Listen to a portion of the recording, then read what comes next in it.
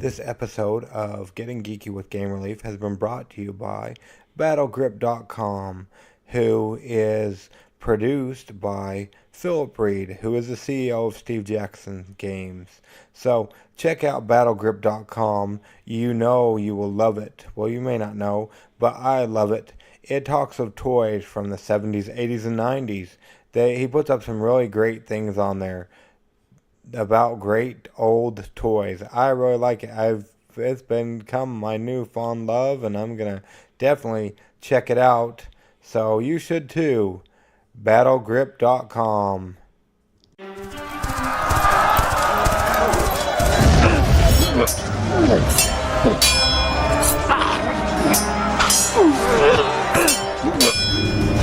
Getting Geeky with Gamer Leaf, the podcast in which one man strives to level up his geekhood and helping you do the same, one battle at a time. Now, let's get geeky with Gamer Leaf.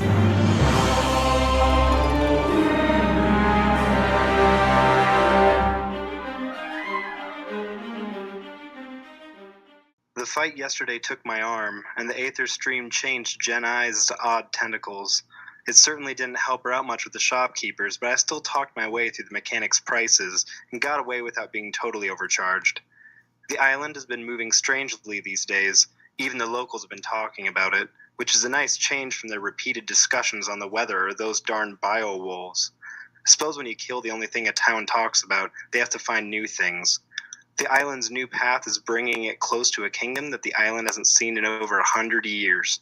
Back when they had crossed paths before, the kingdom had been incredible and opulent. Supposedly, they sold the finest laser rifles, but it had been 100 years and anything could have happened. The Aether stream had changed from red to purple over the kingdom in the passing time, and the scouts at the edges of the island have said the changes have altered the kingdom horribly. Supposedly, there were some issues there. Some violent creatures had taken over the ruling order, and the place that had been prosperous was now under the damning control of the Red Order. The mechanic finishes cranking one more bolt, and I feel a hard pinch. My new arm begins to churn online, its blade flexing out. My other arm's tentacle rests on my lightning pistol at my side, and I stand up. Jen is back with a new set of potions for our group. She hands them out to myself and the others near me. Orn has drawn up a new book to teach him a spell, something about a fiery orb that might save him from death. We could have used that yesterday. Mary isn't here today to go on this new journey, but no rest for the wicked. The dead can't get new loot, so we get ready. Jen tells me that the Red Order that took over the kingdom are a bunch of warrior mages. Not looking forward to losing my other eyebrow to fire, but so it goes. There's always a new kingdom, a new island, and a new foe. But best of all, there's always new loot. Sound familiar to you guys? It didn't to me neither. This is a story of NuÄther, Mechanix, Mutations, and Magic, a new game on Kickstarter. And tonight we're lucky enough to have on Dane, the creator and mastermind behind it. Is that correct? Is that how you fit into line, Dane? Yep, I am the sole creator, writer, editor, and everything else. Cool, cool bean. Thanks for coming on Getting Geeky with Gamer Leaf. We really appreciate it, Dane. Of course, no, I'm excited to be here. Cool bean. So let's rewind a little bit. How did you get into? It sounds like might be a role playing game. How did you get into role playing? Role-playing has always been a part of my life. When I was in high school, my friends started asking me if I wanted to play Dungeons and Dragons with them. And first, I just thought that sounded really nerdy. I'd only ever seen it in pop culture. But I got into the game, and before we even played our first game, I was buying books. I wanted to find every spell I could. So I've been playing for well over a decade now. I've been running games, playing them, Dungeons and Dragons, World of Darkness, just most of the big ones you've probably heard of. Cool. So do you have a favorite role-playing game besides NuÄther? I love Dungeons and Dragons because it'll always be a classic, but I think, honestly, one of my favorite role-playing games is Dread. I really love Dread, which is the game with the Jenga tower. It's really simple, and it's built for one-shot games. And it's always really fun because you never know what's going to happen. And by the end, you're either going to die or escape. So you can do really wild things that you probably wouldn't do in other games. So you take a Jenga tower? How's that work? Do you pull blocks out or? Right. Dread is instead of character sheets, you have questionnaires, and the person running the game kind of writes up questionnaires about things they want to know about your characters. And then, whenever you want to do something, if the storyteller decides that it's a difficult thing to do, they'll tell you to make a pull from the Jenga tower. Oh wow, that's very intriguing. I never heard of that before. Yeah, no, it's super duper fun. And if you screw up and you knock down the tower, obviously something terrible happens or you die. So it's exciting and kind of, I don't know, tense game. Oh wow, cool beans. So, and you said it's a one and done. It's like a one shot one shot role playing game. Yeah, it would be really hard to make Dread run multiple games, what with the Jenga tower and all. So yeah, that sounds really fun. So do you be a particular character? Is it just like any other role playing game minus the tower and?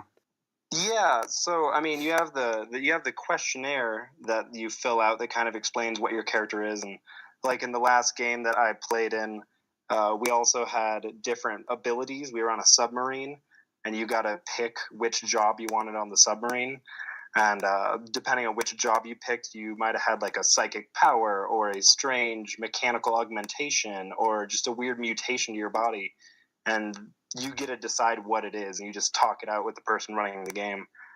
But it's very flexible, and it's not worried about power gaming or min maxing because it's a one and done. So you might as well just go in and have as much fun as possible. Well, there you go. Is there any dice mechanics, or is it just straight Jenga tower? In Dread, it's just the Jenga tower. Oh wow. So who's that game by? That's a really great question. I should probably know that if I'm gonna be talking about it, huh? Oh, that's okay. I can go ahead and make sure I leave something in the show notes, so I'll find it for you.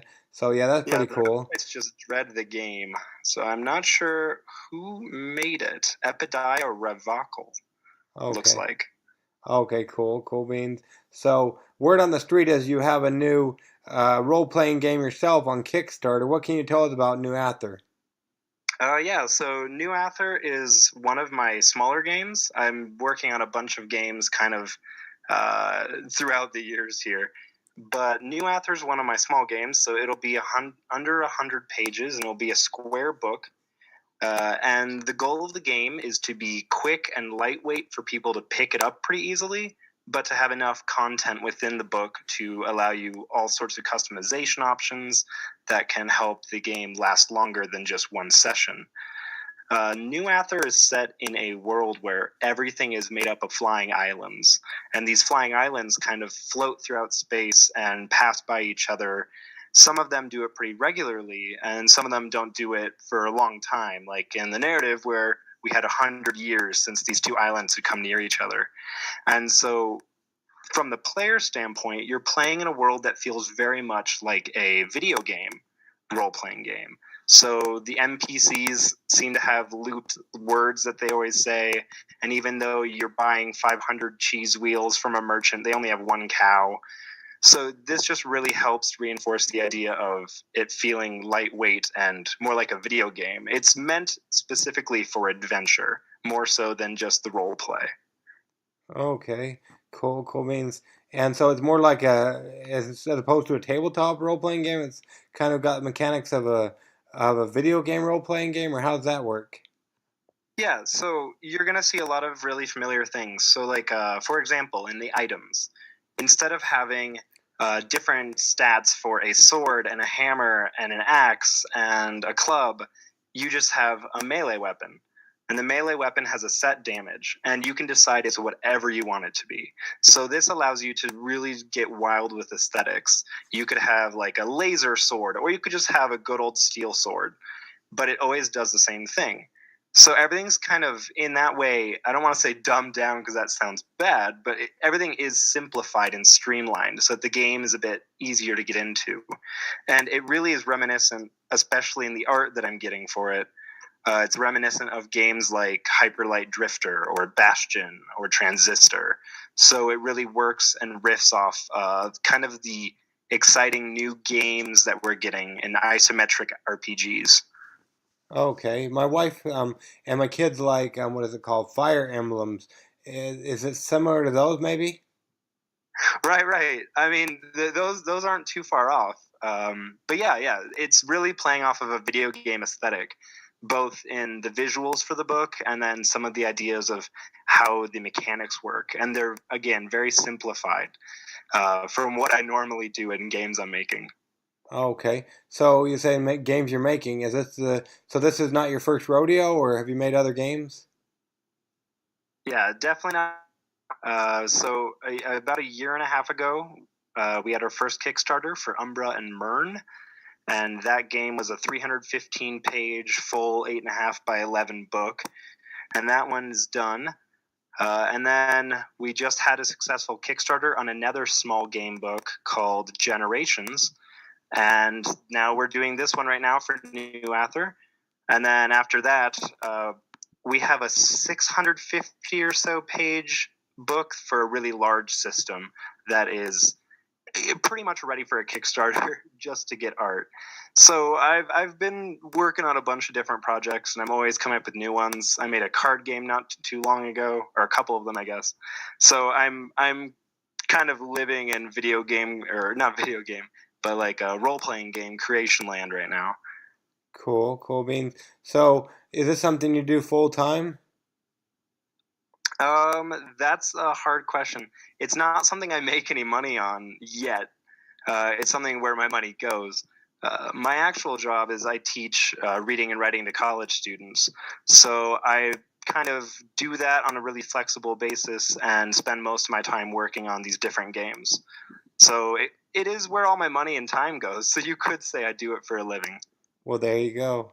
There you go. Cool beans. So how does somebody go from Dungeons and Dragons sounding nerdy to making role playing games themselves? It was a really important journey of I'm also a writer, not just a writer for game rules, but a writer in general. I got my master's in poetry, but I like writing fiction. And when I was younger, I was working on a really long genre fiction thing. It was fantasy. I made my own world with its own magic and all of these cities and whatnot. And I used to run it in Dungeons and Dragons. But as the years went by and I kept making tweaks, before I knew it, I had a 200-page document of alterations to Dungeons and Dragons to play in my world. And then I thought, why am I doing that? I don't need Dungeons and Dragons. I could just make my own. So then I began doing that. And I have not looked back since. Well, there you go. So do you is there a dice mechanic or what kind of mechanics? Yeah, so in NuÄther, and all the games I'm working on work a little bit differently. But in NuÄther, you've got very simple attributes. You have 3 main attributes that go for non-combat, and then you have 3 main attributes that go for combat skills. And the idea of the game is you have 2 d6, 2 6-sided dice, and whenever you want to do something, you roll those and you try to get over your attribute. So your attribute starts at 10, and you try to buy it down over time with experience. And so the lower your score is, the easier it is for you to accomplish things. Okay, so is that kind of like, because I'm not too familiar with them. I played Middle Earth role playing when I was a kid, when I was a teenager about 20 plus years ago, and then kind of fell out of it, went on a hiatus, and me and my family were about to get back into it with Too Many Bones, which is a dice. Well, actually, we just recently started again, which is a dice-based role-playing game that they recently had on Kickstarter a little bit ago by Chip Theory Games. And so is this? But I listened to a podcast called what is it called? It's called the Glass Cannon Podcast. Where they're playing Pathfinder, but there's all these different justifications. Like they roll a 20-sided dice, but then they have all these other numbers that they either add to it or take away from it. Is it something like that? Right. So, how familiar are you with like Dungeons and Dragons then? I never really played it. Yeah, all I played is what do you call it? The Middle Earth role playing, which was like a red book that was out about that time back in the mid late '90s. So yeah, not Right. too familiar, but been listening to the Pathfinder podcast for quite some time. I think that's a spin-off of Dungeons and Dragons, is it not? Yeah, it is basically a clone of the 3.5 edition because when Dungeons and Dragons moved on to 4th edition, some of the fan base was not super into that. So Pathfinder kind of grew out of everyone wanting to stay in 3.5. But yeah, so the way I kind of explain it, and I try to explain it at the beginning of my books for people who don't know anything about role-playing games, is that there's a couple different ways that dice get used in games. A dice pool mechanic, where you get a bunch of dice and you roll them and on them by hitting certain numbers, or and you kind of get that in Dungeons and Dragons, where you roll a single 20-sided die and you're trying to hit a certain number to succeed. Or there's like a single dice where you're like adding up their numbers. So sort of, I get a lot more Dungeons and Dragons-y with my larger games, but this one I want to keep pretty simple, so you don't add a bunch of numbers to a bunch of different things. You don't have, a bunch of bookkeeping to do to figure out what you need to do with these dice that you rolled. In NuÄther, it's just, if I have a might that is 7, then I want to, let's say I want to lift a heavy rock or something, or it fell on my friend and I'm trying to save them from this heavy rock that's crushing them. I would take my 2 6-sided dice and roll them, and I'm trying to get 7 or higher, and that's it. There are very few things that might lower my might or increase it for the roll, but overall you just have one number and you just have to worry about your 2 dice. Okay. So it should be very simple and intuitive for new players. Cool, that's pretty good. And what's the inspiration behind NuÄther? Is it the video games you talk of? Yeah, so like I said, I'm working on a bunch of different games, and I consume a lot of media. So, I'm watching 6 different TV shows right now, and I watch movies all the time, and I'm listening to all this new music and watching playthroughs of games and playing new games. And NuÄther really just grew out of my desire to kind of feed into what seems like kind of a renaissance of isometric action role-playing games, the video game kind. Like I said earlier, there are games like Twist, Transistor, Bastion, and Hyperlight Drifter that have really kind of been a renaissance in pixelized games where you're running around and just cutting a bunch of enemies, kind of like the old Legend of Zelda games before they got 3D. Okay. And seeing all that just really made me want to go back to that. And I've never played or really been in a game that's just about combat and exploration, because every time we play Dungeons and Dragons or something like it, we get very role-play heavy and start focusing on characters. So I wanted to make something that would exist for that outlet, to kind of just push to go beat up monsters and take their loot. Okay, so more like the old Legend of Zelda. Yeah, I really can't get into this. My wife and kids love them, the 3D games, but yeah, I'm stuck back with Mario Brothers and like the old Legend of Zelda and whatnot. Right, exactly. So there you go. So this is more like you said, go and kill monsters and getting the loot and whatnot, not necessarily worrying about role playing as much. Right. So I mean, role playing is always going to be a part of it, and in my group that I play with, we always get role play heavy no matter what the system is. But this game is very simple and cut and clear. There are bad guys, there's all these different floating islands, and you can just hop from island to island to find a whole new world and a whole new set of enemies to kill. And they've got loot listed in their tables. So, you want to go to the temple and fight off all the little worker drones and go fight this really big monster temple boss that gives you super loot that you haven't gotten to before. So it's entirely meant for that. Just exploring an adventure, killing the big bad guys. And it really works for that because, for example, instead of having a hit point value, you have hit points for each of your limbs. And the game really wants to see you lose some limbs because you can get mutations or mechanical replacements that will give you odd new abilities, or that might modify some of your ability scores. Okay, well, I really like that. That's cool. I never heard of that. And it looked like it had a really low funding goal. What can you tell us about that? The magic or science behind that? Right. So, like I said before, this is a smaller game book. It's going to be under 100 pages, or maybe right about 100 pages, and it's a square book.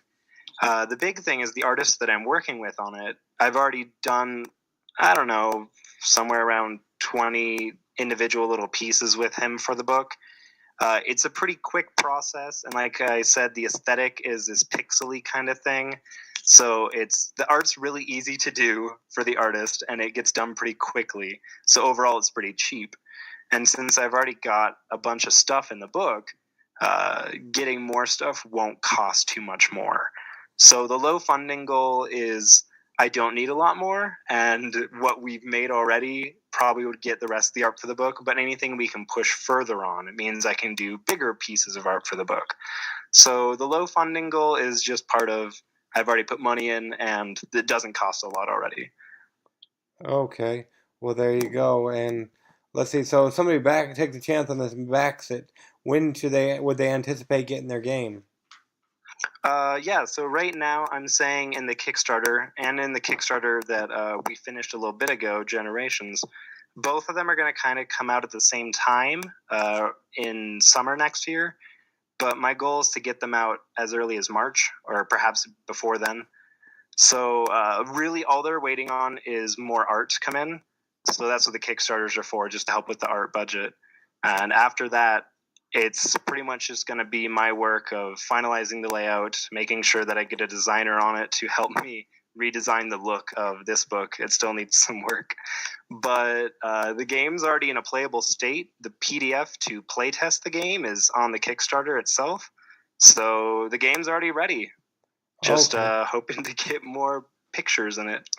Okay, yeah, I see that where you can click the playtest copy. That's pretty cool.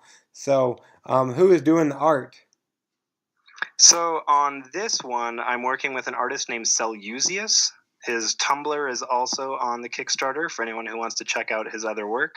He does really great painterly work, but he also does these awesome digital sprite-looking work from like old video games. But it still has an interesting look to them. None of them are just very easy to tell what they are.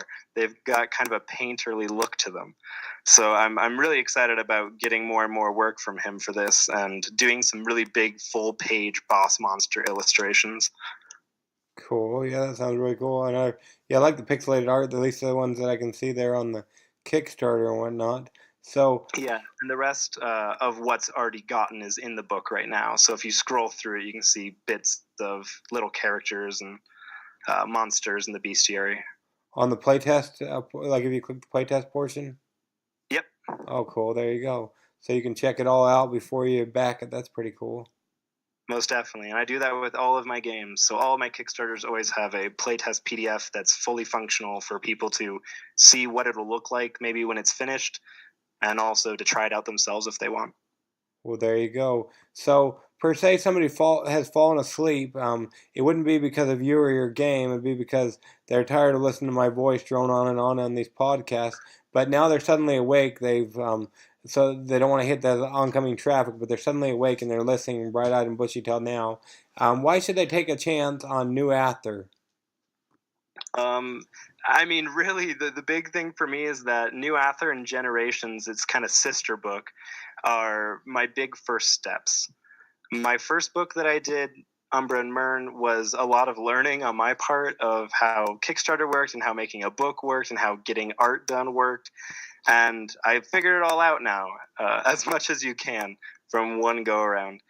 And now NuÄther is a really fun and exciting little game. I think what really sets a lot of games apart now is how accessible they are. If a game has a lot of backstory and rules, you're going to have a niche crowd that might be interested. But NuÄther can really be great for gaming groups that are just starting. But it also can be really great for gaming groups that have been playing for years and just need a break in something new and exciting. And NuÄther brings that. It's very unlike other things I've seen in aesthetic and also in being unabashedly about the hunting and gathering of fun loot. So take a chance on it because it's going to be a new experience for you to try out. Well, there you go. And it looks like you might have some upcoming stuff after NuÄther. Absolutely. I've got a time travel card game that is it's a role-playing game, but it uses cards called Zoetrope that is completely playable and super, super fun. Just need art, once again. Everything in these Kickstarters always comes down to needing more art. And then we've got Confluence, which is a really big game. It'll be about 650 pages, and we'll be putting up a Kickstarter in March. That's the one to look out for if you want to get in. Like I just said, big games that have a lot of rules people are afraid of. But if you aren't afraid of them, that's coming out in March. And it's called what again? It's called Confluence. Confluence, cool. Do you got a soft launch date in March that we can look for it? The Kickstarter will be up hopefully on March 1st. So Okay. that is my goal. And then from there, the book could be done as soon as the art comes in. And that's a card game, you said? Zoetrope is a card game. Confluence is a full-on role-playing game, character sheets, dice, and all that good stuff. Okay, you said that's a big one, the Confluence? Mm-hmm. Cool, there you go. Cool. Now, I don't know if you've listened to any of the podcasts, but the next section of ours is called, or the next portion of the podcast is called Adventures in Application Acquisition, where we talk about an application, be it for a cell phone, tablet, computer, or even a video game. It doesn't necessarily have to be related to role-playing games or whatnot. Is there an application that you use a lot of that we can talk about for a moment? Ooh, an application that I use a lot of. I used to use die rollers on my phone more often than I used dice because it was easier and more accessible when I would get to game groups. But lately, unfortunately, my phone has kind of been left on the side. I've been at my computer most of the time. Well, there you go. What about a computer application? Computer application. I mean, do video games count? Yes, sir. What's a good video game we can talk about for a moment? Oh, I have been playing the heck out of Dead by Daylight. Dead by Daylight. What kind of game is that? Dead by Daylight is an asymmetric person versus person game. So you've got 4 people playing against one other person. The one person is a serial killer, and the 4 other people are survivors trying to turn on generators to power exit gates to escape. And I've just been playing it far too much. I really love some of the campy old slashers, you know, Jason Voorhees and Freddy Krueger and Pinhead. And they just are, they're starting to release those sorts of licensed serial killers into their game. So I've been playing a lot of that lately. Okay, and what platform is that on? Right now, I believe that it's on the Xbox and the PlayStation, but I've been playing it on the PC. Okay, so Xbox and PlayStation as well as the PC. And do you know what the running cost would be if somebody were interested in checking it out? I believe that there was just a sale on yesterday, but I think it's going on through Monday, and it's about $20 normally, and right now I think it's $10. Okay, so by the time they hear this, probably $20. Cool bean. Right, but it's well worth it if you're into games like that. And it's called Dead by Daylight. Dead by Daylight. Well, that's pretty cool. So if you own the rights to Dead by Daylight, what would be one thing you would do to fix it or make it better? Oh, what would I do? There are many things I would do. Unfortunately, the developers seem to be they make interesting choices with the way they change the game. When they just released Freddy Krueger, he was really, really overpowered and people were complaining about him, but their reaction to fix him was basically make him useless. I think that I would look at what players are saying and help change the game that way. They don't seem to be too aware of what their players are doing. For example, if you're a really high level, if you've played a lot of the game and you're a survivor, you can just run around the killer in loops forever and ever, and the killer will never get you. So there are things to be done to make the game feel a little more scary. And I think that if I had the game, I would work on that. Make the killers feel scary, and the survivors need to be sneaky. Well, there you go. So if we hope to make this a green podcast. So if any of the creators are ever listening to the that created Dead by Daylight, that's what you heard it first here on Getting Geeky with Game Relief, what Dane would do to make it a better game. Cool. Thanks, Dane. And Minus coming there to your hometown to stalk you. How would people go about finding out about you or games that you make now or in the future? Right. We've got a Facebook page, a Tumblr, a Twitter, all of it's Cosmic Mirror Games. We also have a website, cosmicmirrorgames.com. There we have downloads for all of the games that we're working on, and the playtest versions of games that have already been released are going to be kept up there for people to try out if they want. So there's lots of different places you can go to look. and we try to keep it all up to date. If you message us on Facebook, we try our best to get back to you within a day. So lots of ways to get a hold of us, to watch what we're doing, and it really never ends. We're always coming up with new things we want to work on. Well, there you go. We'll make sure we leave a link in the show notes for everything. But yeah, once again, we wanted to thank you for coming on Getting Geeky with Game Relief. We really appreciate it. It's been a pleasure, Dane. Absolutely. Thank you so much. It's been awesome. No problem. Thank you. And let's now, for your pleasure, we have Kickstarter Corner. Thank you for that interview, NuÄther. That was great. But another Kickstarter you may want to check out is War Room. It's a Larry Harris game designed by Larry Harris, the creator of Axis and Allies. There's 4 different scenarios: Eastern Front, Europe, Pacific, Global, and Global. Allows for a wide range of players. That's nice. Many seem to assume that it's only good for 4 to 6 players, but actually 2 to 6 players, or even 7 unofficially, can participate if someone's willing to play just China. All 4 scenarios can also be played by just 2 players. This runs through the Friday, December 8th. Check it out on Kickstarter. Also, we have Random Coping Chess, which ends on Wednesday, December 6th. This is a really great game. I had interviewed Trevor and Isaac, who are the creators of it, add an element of storytelling and revere to chess, making it accessible and engaging in new ways. So check that out. It's about to end by the time you hear this episode, because like I said, it ends Wednesday, December 6th. So make sure you check that out on the Kickstarter. And then also, don't forget to check out Side Effects. That's how to be my craziest interview.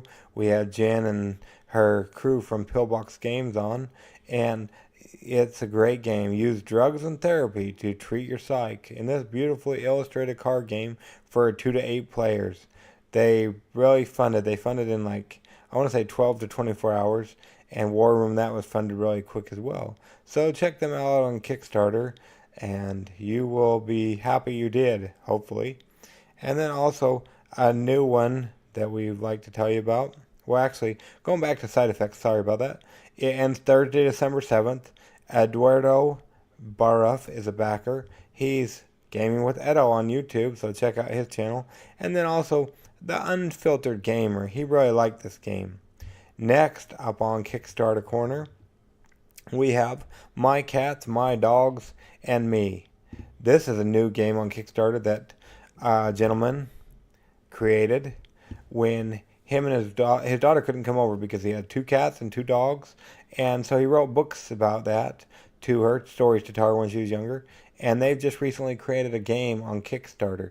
Check them out. This ends around the 27th. It is Journey Home with Your Favorite Pets. Daddy designed, daughter approved. My Cats, My Dogs, and Me is set to become a new family classic. So yeah, check them out on the Kickstarters. That's a fun one. We'll have them on Wednesday. They'll be our interviewee, I guess, Taryn from who is the creator of that. And then also just a shout out to our network, Ryan Camic of the GiveawayGeek. Check him out. We're recently partnered with him. And then we also got Helena, the Board Game News. We're partnered with her as well. And Joshua Burall, who is Logan Chops Reviews, and he just recently reached 1,000 subscribers on the YouTube channel. So he's beat us out by quite a bit. Are you one of his subscribers, may I ask? If not, check it out. And we're also, if you haven't got it yet, or if you haven't signed up for our mailing list. We just recently sent out I hope it's a great mailer on your email. So if you got it, that's why. If you haven't got it, look out for that as well, or sign up if you haven't. So this has been Kickstarter Corner, and this has been Getting Geeky with Game Relief. We will catch you all on, you guessed it, the flip side. Make sure you go ahead and give us a review or subscribe on iTunes. That really helps out. Tell your friends, and get geeky, stay geeky, or bring those you know into the geek fold. This is Game Relief, and we will catch you all on the flip side.